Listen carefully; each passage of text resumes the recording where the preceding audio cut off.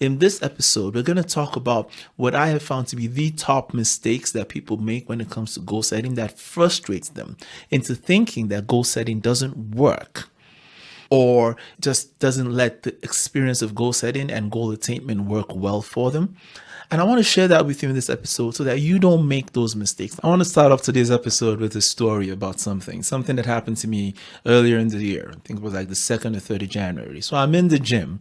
I meet this gym buddy of mine. Like I barely know this guy's last name, but we're pretty good gym buddies. Every time we meet up at the gym, we chat and stuff, and and he's in pretty good shape, better than pretty good. He's in very, very good shape actually.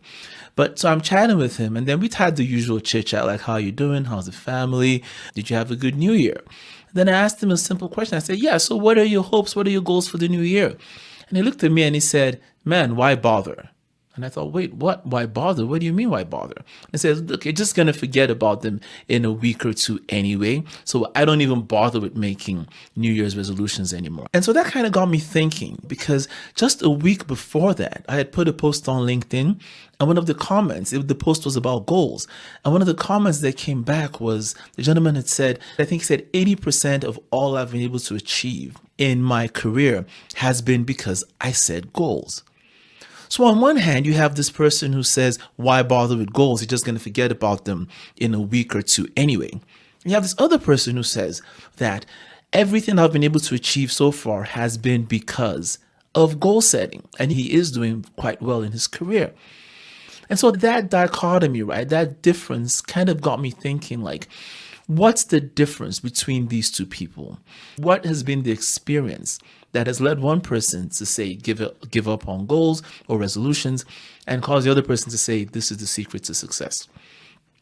And in thinking about that, I realized that there are some mistakes that people make when it comes to goal setting. And those mistakes can make the difference between whether or not goals work for you. Now, if you're listening to this episode, if you're listening to 80/20 productivity at all, where we talk about doing more by doing less, you probably have some knowledge of goal setting. You're probably into productivity, optimizing yourself. So you do have some knowledge about goal setting. So while I will touch briefly on the acronym SMART, SMART, I'm going to assume that you know what that means, but I will still touch on it briefly, but I won't spend a lot of time on it. I'll have a different episode where I talk specifically about how to select your goals and have categories for those goals. And I'll probably leave a link to that in the description, in the show notes as well. But while I'll mention SMART goals, I'm really going to be honing in on the mistakes people make having assumed that they've set their goals, or in the process of setting their goals. So they know to set goals, but they make these common mistakes. And we'll talk about those mistakes in this episode. I want to invite you to think differently about your goals. And that story about those two gentlemen, the one at the gym and the one on LinkedIn, gym and LinkedIn, I think they hold the key to the difference. And so let's not waste any more time, actually. Let's actually start talking about this. All right. So we're going to start off by talking about SMART goals. Like I said, we'll talk briefly about SMART goals, and then we'll get into some of the mistakes that are associated with setting goals. Because the truth is, if you don't, first of all, start off with setting the goal, then some of these mistakes won't even come into it at all. You have more basic issues, basically, to clarify. Now, to be clear, I'm not saying that SMART goals are the only way to set goals for your goals to be successful. That would be rather presumptuous, wouldn't it? There are more ways. There's more than one way to get up a mountain. The research actually shows that just having a goal intention, the intention to achieve something, counts, right? Then you go from intention to achieve. You level up from intention to achieve by actually setting the goal. And so that's a level up. You're more likely to achieve a goal when you go beyond just the intention to do it, to actually setting the goal and articulating it. Writing it down makes a huge difference. And then the next level up is having an implementation intention, how you're going to do the goal. And I have an entire episode about implementation intentions. And I really recommend that you listen to that as part of the playlist for really getting you going for your goal setting for this year, or really any time of the year. But what I'm saying is, I'm not saying SMART goals are the only way to attain to the things you want, but having SMART goals is incredibly powerful. And SMART goals, as you might remember, you got your S for specific, you got your M for measurable, A for attainable, R for result oriented, and T for time bound. All of that basically breaks your goal down into what I call what by when. So SMAR is just the what, and the T is by when. And so having that time component added to your goal takes your goal from being just a dream to really a goal. I think you've heard the saying before that a goal without a deadline is just a dream, or some might even say it's just a pipe dream, really. So SMART goals help you articulate your goals in a very, very clear way. The power, I think, lies in specificity, the S, and the time. So we'll talk briefly about SMART goals because that's the most basic mistake. Mistake number one is not articulating your goal in a way that's clear. So to be more clear, let's just say clarity is the first mistake that people make when they're setting their goals. But as we get on into the other mistakes, you'll see that back of clarity, there's something else. I want you to stick around to learn what that something is. But I want to lay the foundation of the SMART goals again. And that brings us to today's sponsor. Today's sponsor for this episode is my book, The Law of the Vital Few, How to Do More by Doing Less, by me, Anthony Sani.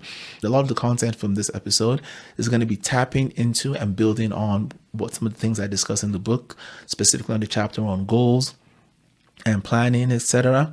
But that's the sponsor of this video. I'll leave a link in the description, in the show notes, in all the places where you can leave links. Check it out. I'm very proud of it. It's helped a lot of people, and I think it'll help you as well.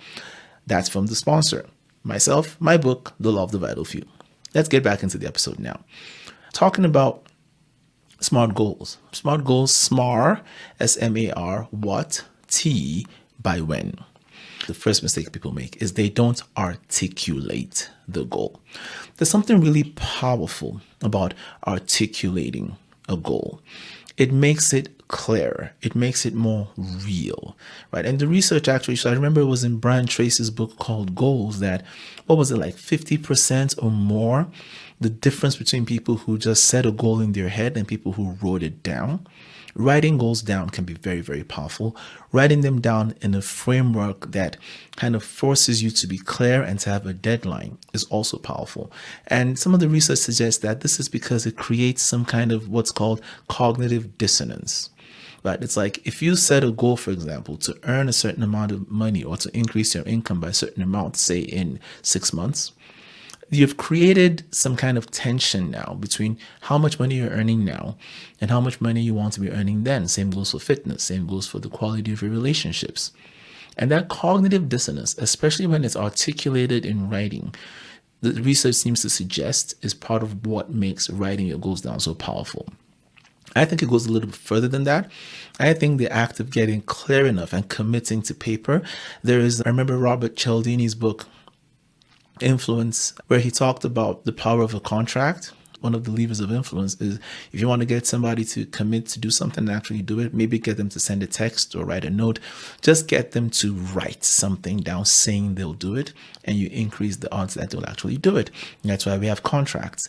Writing things down just has this power in our minds of really making something real.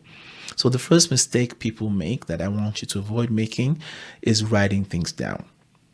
That is, they don't write things down. I want you to write your goals down, preferably using the SMART framework. So that's mistake number one, not writing it down.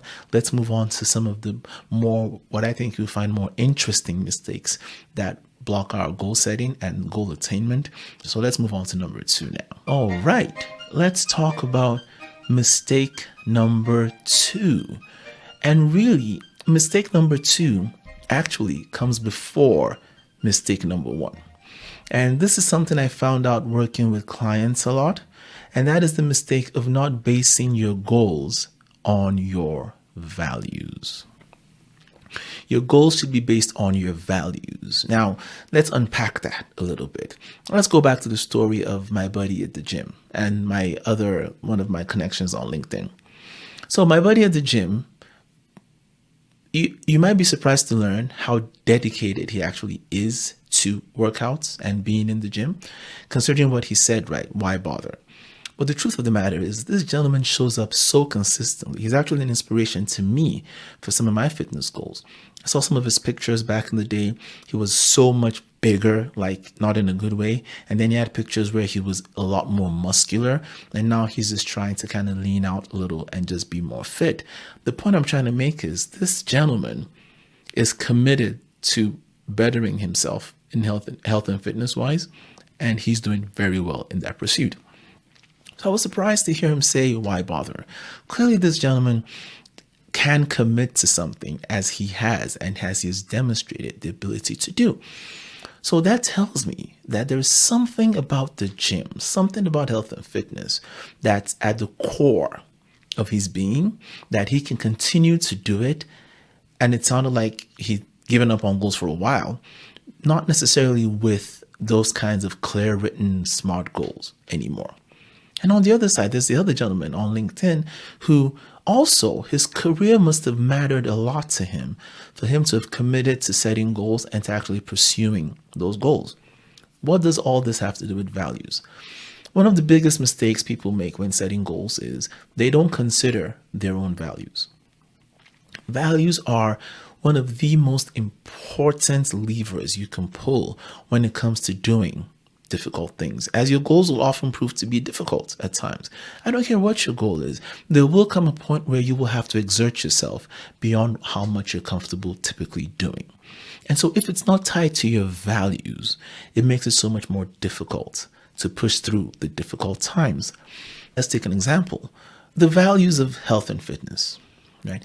If you pick, and I think everyone should have a health and fitness goal of some kind. It doesn't have to be the biggest thing in the world for you for that year, but I think constantly improving or maintaining the progress you've made in your health and fitness should be an important part of your goals every year to some degree, because you're only as good as you're physically able to perform certain things. Even your mind, our productivity, even as knowledge workers, depends on being physically healthy. Right? Longevity, all these wonderful things depend on health. So I think it's worthwhile having some dimension of health and fitness in your goals, but I digress. Let's stay on point here. The matter of values in health and fitness can be as varied as you can imagine. On one hand, you have people who are doing health and fitness because they've tapped into some deep values. Right? There might be values of even family. Right? You hear people say, I want to be able to play with my grandchildren, and that's why I go to the gym.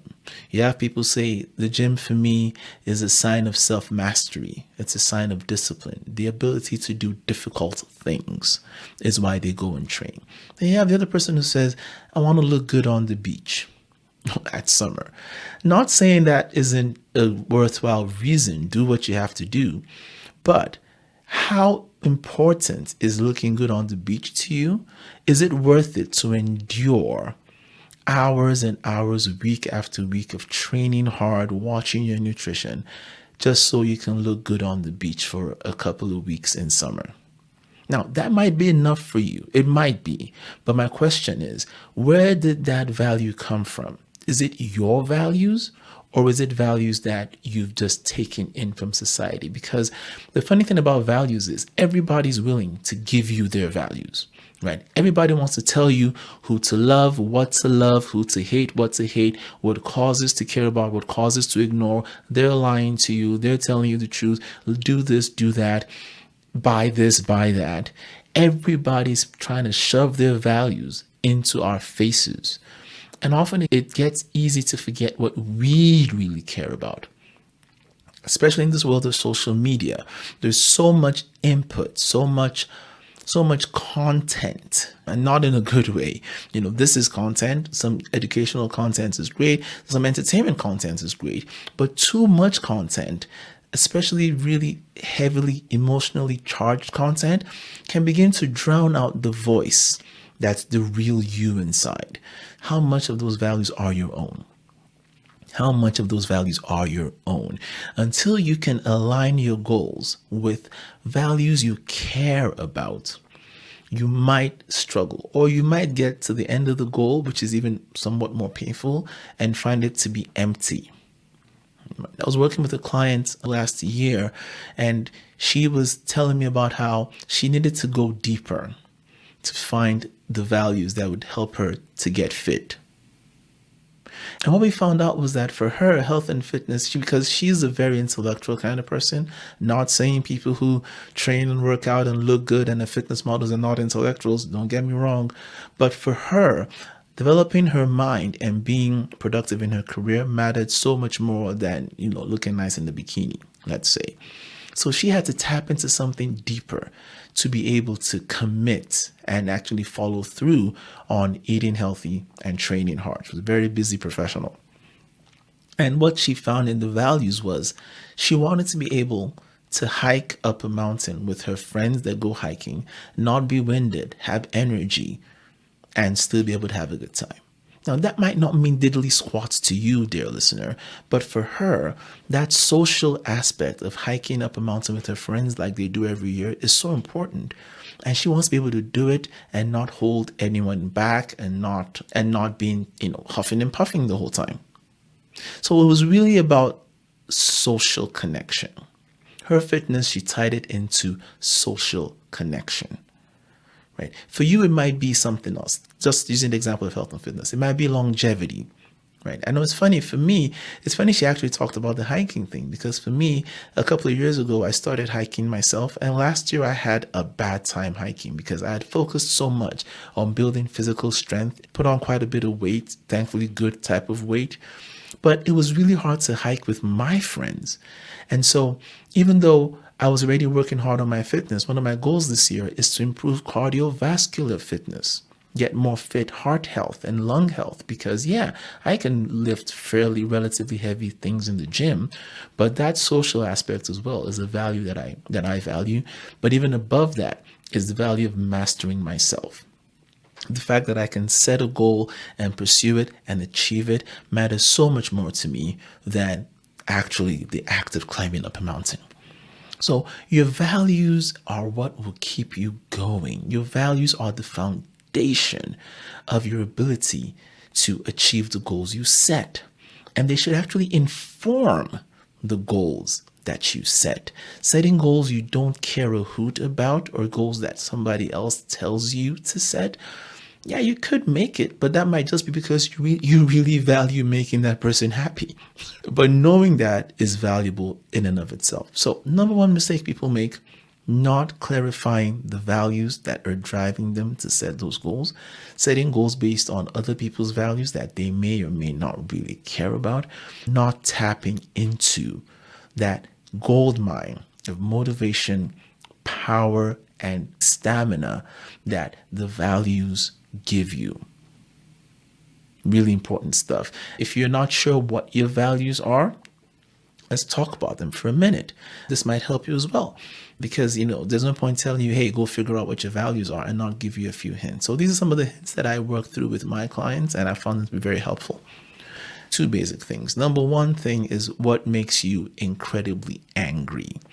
This might come as a surprise to you. You might be thinking, oh, he was going to say, what do you love? Yeah, what do you love is good. But what makes you angry or upset can be a very clear signal as to what you don't want. Same thing for what makes you incredibly sad. Some people, using the example of health and fitness again, they just feel really sad when they look at themselves in the mirror. They feel really upset, or they just feel angry. Some people are angry when they see other people being treated badly, and so they go and they become activists or something. But that's a clue, right? It's a clue as to what you value. If you look at yourself and you're upset or angry about either your physical state, your mental state, your financial state, the state of your relationships or something, or whatever it might be, you feel sad, you feel angry, lean into that feeling and ask yourself, what is it about this situation that is making me sad or angry? You're on the verge of discovering a value. Then you can use that value as the springboard to move in the direction of change. It's not always obvious and it takes time. If you have access to a coach or someone who can walk you through this, it's way faster. But even if you don't, with some time and reflection, you will land on what that value is that's triggering that. Because your values also, if you're not living according to your values, that's a sign if you're upset or sad. That's number one. Number two thing is just look at your history. Look at your history. What are the things you've done historically that have given you joy, given you happiness, made you feel content, satisfied, at peace, positive? Those are hints of your values.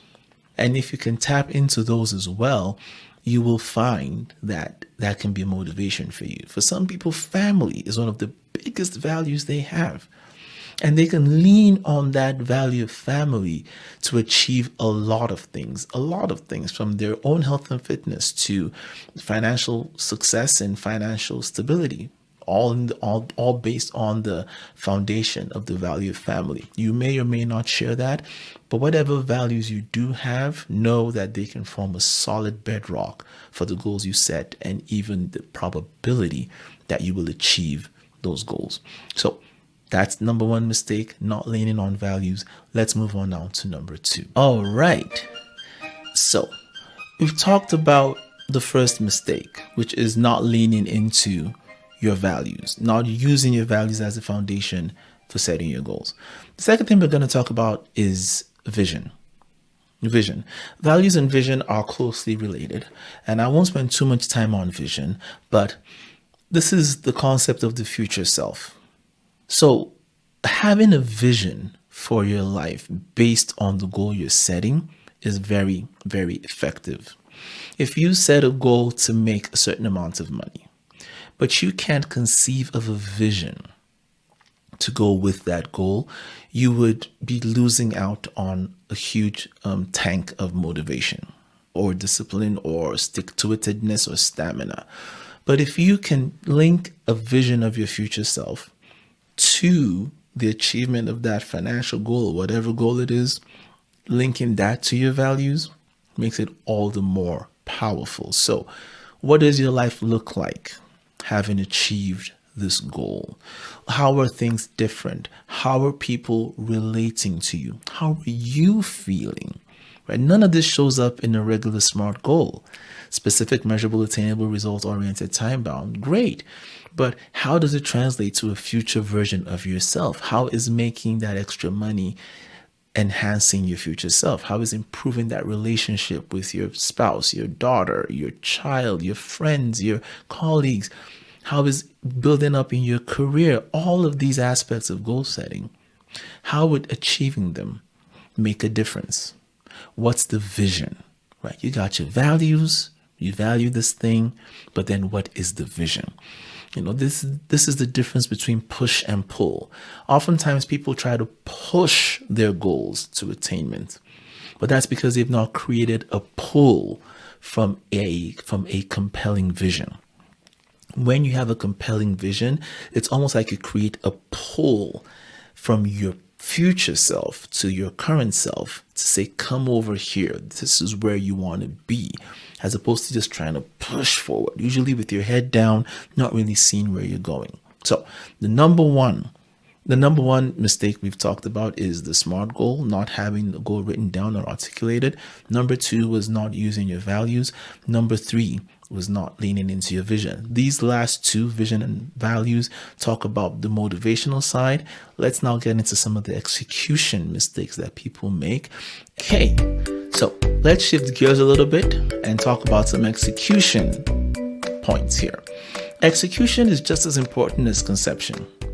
Because if you conceive of a goal, if you base it on your values and your vision, and you don't have a system for executing, the odds that you'll achieve that goal are just really slim. We can't go through everything involving execution here. Like I said, there's a episode on implementation intentions that I strongly recommend. It's a deep dive. I recommend you check that episode out. But we're going to talk a little bit about execution. The first main point is the planning gap. So some people set goals, but they don't have a plan for attaining it. I won't spend too much time on this one. Implementation Intentions episode is there. Check it out. But the short version is you want a system.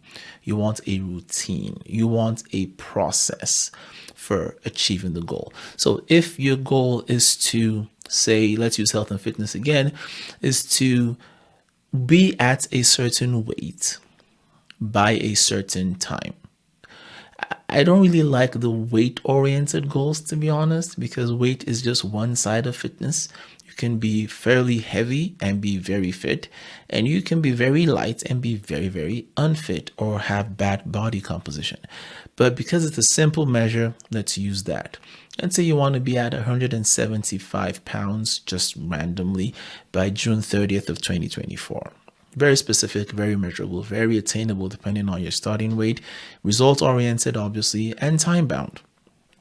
But therein lies the problem. It's result-oriented. It's not process-oriented. And so not having a plan and a process, an implementation intention for arriving at that weight is a big gap, a big mistake. What will it take for you to be at that weight? Depending on how you're approaching this, it will be some combination of physical activity and nutrition, right? And probably some rest as well.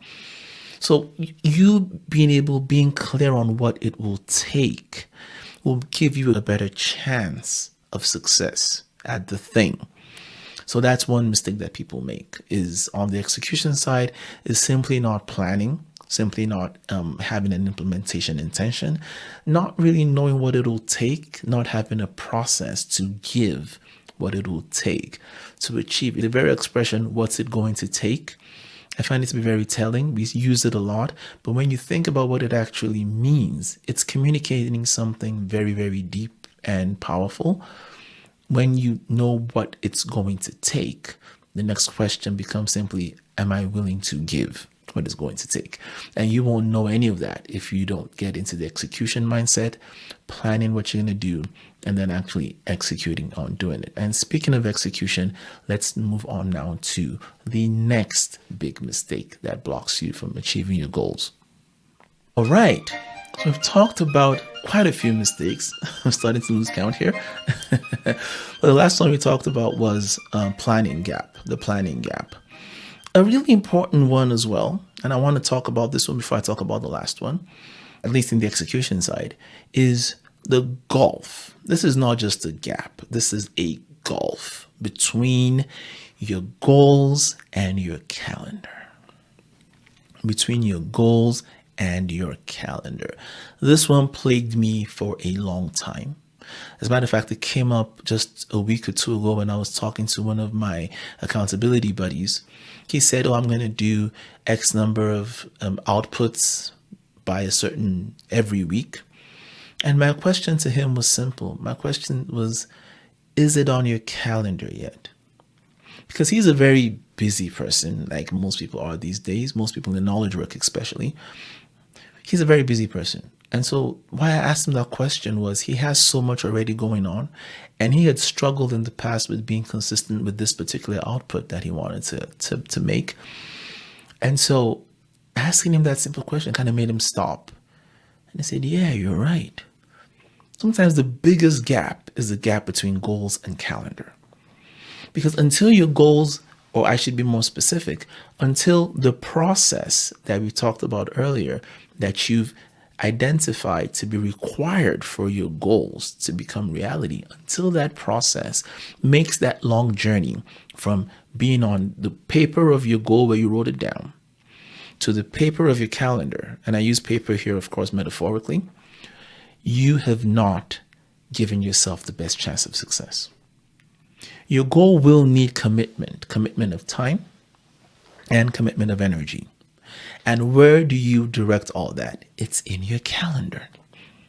Now, whether you actually are a stickler for using a calendar, I think the busier you are, the more you need to be a stickler for using a calendar. Using a calendar to give direction and focus to your time is incredibly powerful. But whether or not you use a calendar that in that level of regimentedness, if that's a word, whether or not you're that regimented with a calendar, your goals still have to make their way into your day. Let me say that again. Your goals, the process for achieving your goals has to make its way into your day, into your week. So if you've set goals, you have your values, you have your vision, right? You've articulated the goals. You have a plan, a process for how that goal is going to be attained. In other words, what it's going to take to achieve that goal. And you've decided that you're willing to give what it's going to take.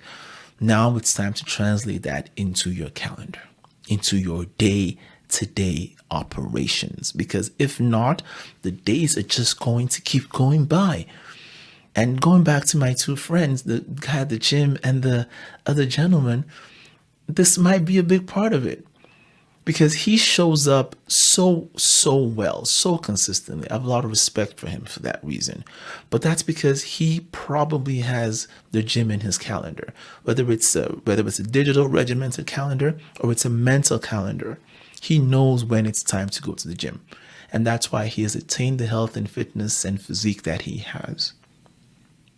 But then I wonder if the reason why he gave up on his other goals is because, and he stopped setting goals, like you said, what's the point, is because those goals didn't make it into the calendar like the gym did for him.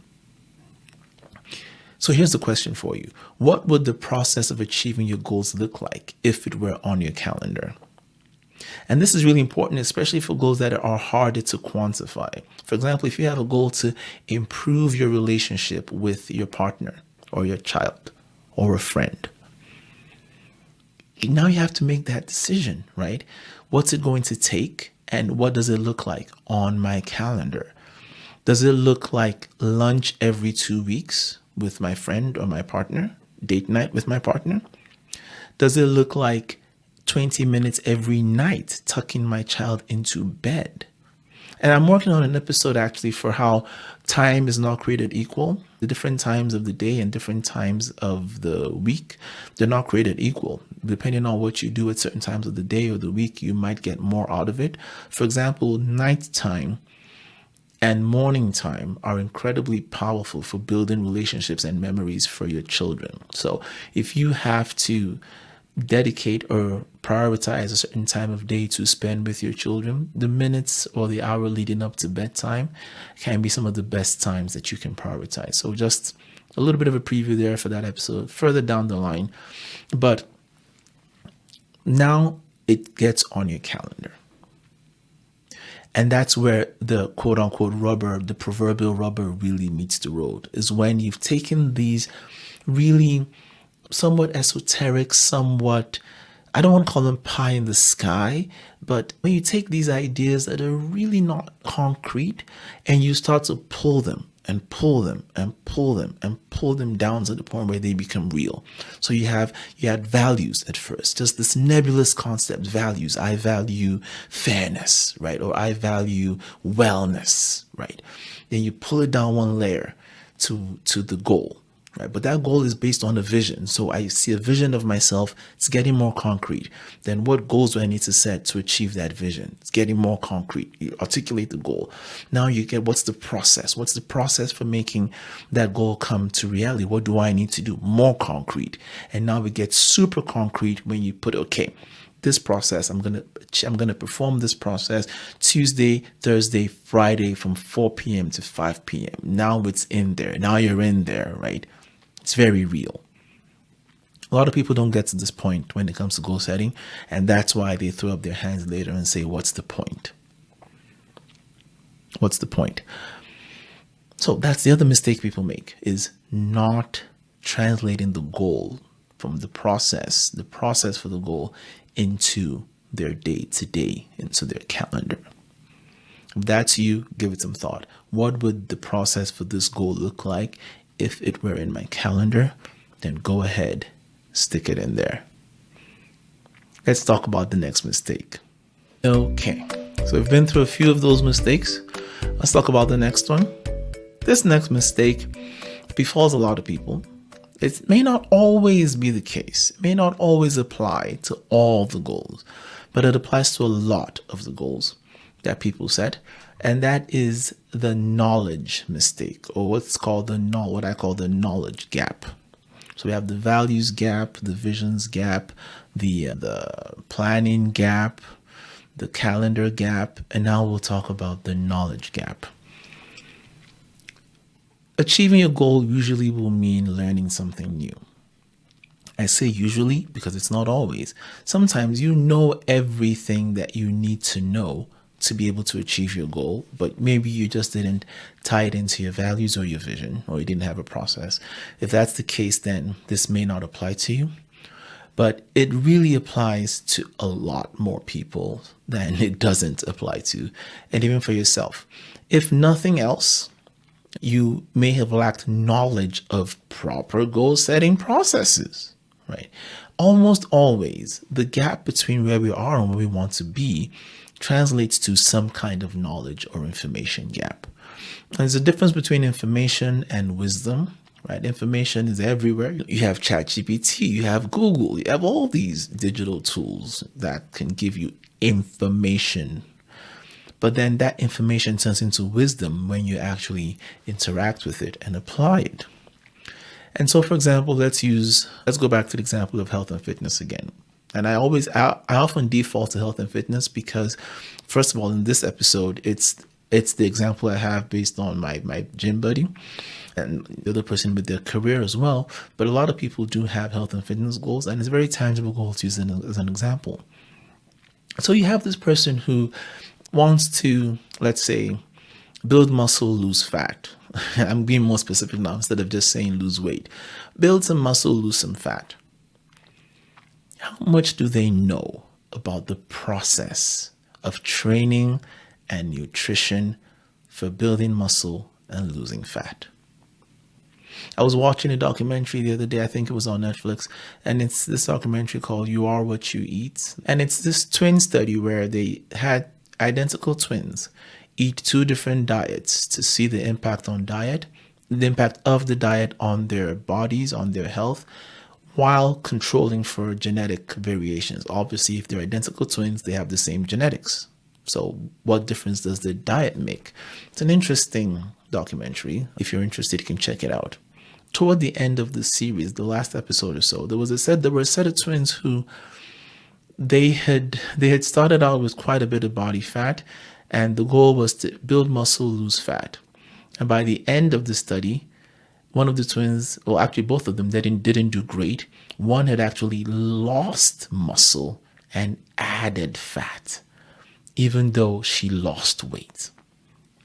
And with some investigation, they found out that she wasn't following the training regimen they gave them exactly. She wasn't following the nutrition they gave them exactly. And she was doing a bunch more exercise that she thought was a good idea to exercise more. But it turns out that the mix of exercising more, not eating enough and not eating the right stuff actually threw her body out of whack. And she ended up gaining all the stuff she was trying to lose and losing all the stuff she was trying to gain. What's my point? My point is, even with zeal, energy, commitment, vision, values, process, all that stuff, you still need knowledge most of the time to achieve your goal. And this is something that a lot of people forget. They forget the role of knowledge in achieving their goals. There is a know-how, a how-to for achieving your goal.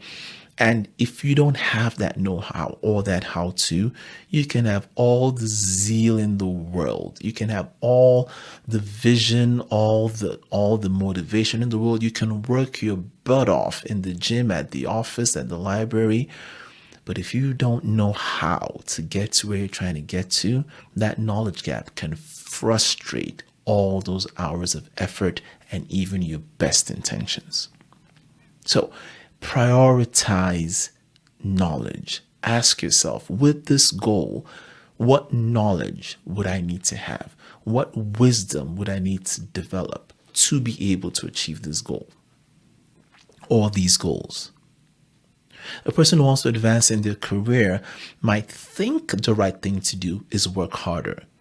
But if they had a mentor who could guide them. That person might tell them, you're working plenty hard. What you need is networking. But if they worked harder at their jobs, which was not a bad thing, it just might not be the key that unlocks what they want to achieve. But when they have that knowledge gap filled, then they can move in the direction that would give them the best bang for their buck. Like we say here, they can do more by doing less. So networking might take less energy than actually getting better at their job or getting a new certification. If the goal is career advancement and the right thing to do at that time is to network, but they go off chasing certifications and trying to impress their boss, they would have been doing more, but not gaining any traction or progress. Whereas if they just spend 2 weekends a month, spending maybe 2 hours each weekend networking, attending networking events, they might achieve in 2 months the kind of advancement in their careers in their industry that might have taken them 2 years to achieve chasing certifications. What I'm saying is there might be a knowledge gap that is stopping you from achieving what you want to achieve. And just asking the question, what knowledge would I need to be able to achieve this thing, can turn all of that around for you. And that's the beauty of having coaches. A lot of people who work with coaches, it's not because they don't have any knowledge. It's because they need the specialized knowledge of the coach or the mentor to guide them to achieve what they're trying to achieve. So the knowledge gap is a gap you definitely want to fill. But I'm not asking you to go out and shell out thousands of dollars for a coach. You may not have to do that, but you may just have to buy a book. You may have to have a conversation with someone in your network about what you're trying to do. You may want to subscribe to a newsletter that covers that thing that you're after. ChatGPT is huge and everybody's talking about ChatGPT, AI. If your career is going to be affected by AI, what are you doing to fill the knowledge gap you might have with AI? So always ask yourself the knowledge gap. Is the knowledge gap frustrating my goals? Because there's nothing more frustrating than working very hard at something. Man, I felt so bad for that twin in that documentary. Working so hard at something for so long. For her, I think it was 8 weeks. Eating a diet that was pretty much an experimental diet. I don't know how much she enjoyed it. For 8 weeks, training so hard, only to have the reverse happen. Not because there was anything wrong with you or the diet, but because you just didn't stick to the knowledge that could have gotten you there. In her case, she even had the access to the coaches sponsored by the research and the show. In your case, you might not even have that access yet. And that can be very frustrating. And that can actually lead a person to say, what's the point? The point might have been the whole time you had a knowledge gap. So that's the other mistake. That's the other gap, is the knowledge gap that could keep you from achieving your goals. So there you have them. The gaps, the mistakes that block a lot of people from achieving their goals. These are things that have affected me in the past, affected a lot of people I know in the past. And by filling these gaps, by bridging these gulfs, by overcoming these mistakes or not making them in the first place, you give your goals the best chances of success. Just to quickly recap them: not articulating those goals, your values not forming a basis for those goals, not having a vision for your future self, a vision that creates pull toward your goals instead of you having to spend a lot of energy pushing toward them. And then on the execution side is the mistake, the gap of not having a plan and an implementation intention for those goals, a process for those goals. On the execution side as well is not closing the gap between the goal, the process, and your calendar. How does the calendar reflect the process for achieving your goals? And then the last one we talked about was the knowledge gap. What do you need to learn, or what don't you know that is depriving you of achieving those goals? If you get over these mistakes, then you'll be doing a lot less, it would appear, to everybody else, but you'll be moving so much faster and further in the attainment of your goals, doing more by doing less. I hope you found this episode helpful, and I hope that you will take these lessons and actually apply them in your day-to-day of achieving your goals. Because remember, like we always say on 80/20 productivity, it's not what you know that matters, but what you do with what you know. Until the next episode, I'm Anthony Sani. Bye for now.